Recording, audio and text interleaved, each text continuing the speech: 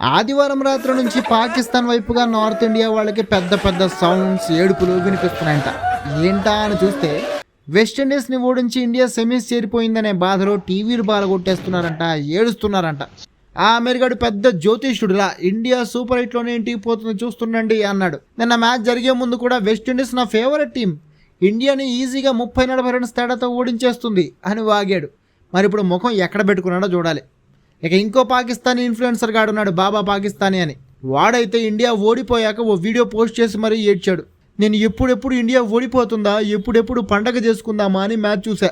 పాకిస్తాన్ ఇంటికి వచ్చేసాక ఇండియా కూడా ఇంటికి వెళ్ళిపోతే చూసి ఆనందపడి మా టీం బయటకు వచ్చేసిందనే బాధని మర్చిపోదాం అనుకున్నా. కానీ ఇండియా 15 మందితో ఆడి తొండి చేసింది.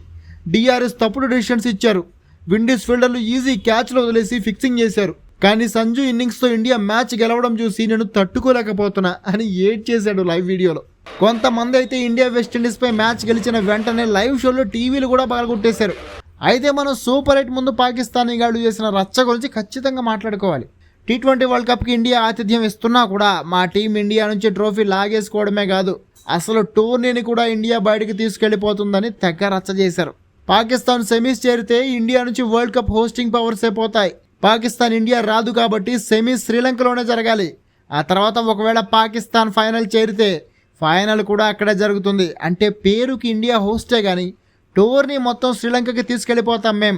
అలా ఇండియా పరువు తీసేస్తాం, మాతో పెట్టుకుంటే ఎలా ఉంటుందో చూపిస్తాం అని పాకిస్తానీ సోషల్ మీడియా గాళ్ళు చేసిన ఓవర్ యాక్షన్ అంతా ఇంత కాదు. కానీ ఇప్పుడు ఏమైంది, పాకిస్తాన్ సూపర్ 8లోని ఇంటికి పోతే ఇండియా సెమీస్ కూడా చేరిపోయింది. అండ్ ఇప్పుడు 2 సెమీఫైనల్స్ కూడా ఇండియాలోనే జరుగుతున్నాయి. ఇండియా ఫైనల్ పోవడం కూడా పక్క. ఒకవేళ ఫైనల్ పోకపోయినా ఆ ఫైనల్ కూడా ఇండియాలోనే జరుగుతుంది. అంటే ఇప్పుడు పాకిస్తాన్ చేసిన ఓవర్ యాక్షన్ అంతా వేస్ట్ అయిపోయిందన్నమాట.